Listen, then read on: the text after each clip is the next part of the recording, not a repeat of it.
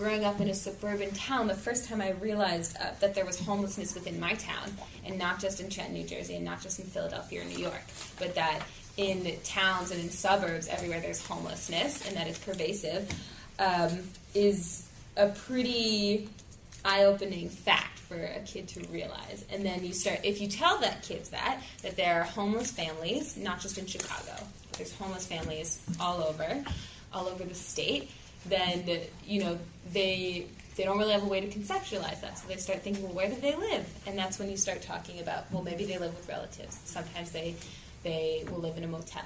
A lot of times in the society that we have today, people don't even know to ask, is there another way to do this? Mm-hmm. Is there, you know, we're so worried and concerned about how something's going to affect me and my life and my family's life, which are important concerns because, you know, we have to get through life. Mm-hmm.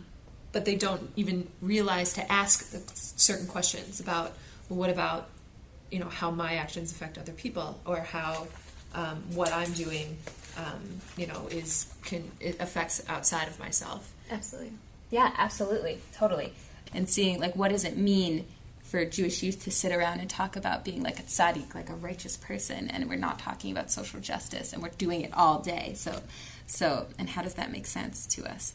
A lot of the education that we're gearing towards our children, when everyone's like, oh, the children are our future. Yeah. They're being bombarded, and adults get bombarded too. They react the same way. I don't think it has anything to do with whether you're a child or an adult. Mm-hmm.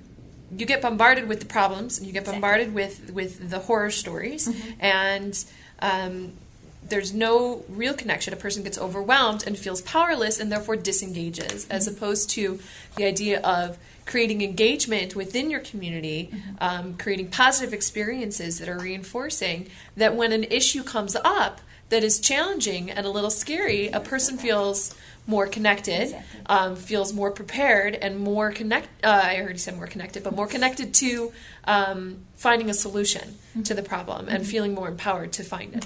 Exactly. And I'll share this, okay? So last year, all of my clients were homeless adults, and the first 2 weeks, I was really not an effective teacher. You know, I was coming in, and there's also a real element of, like, I would sit down with everyone and talk about their past experiences with what it was like to be in school and what they were hoping for now.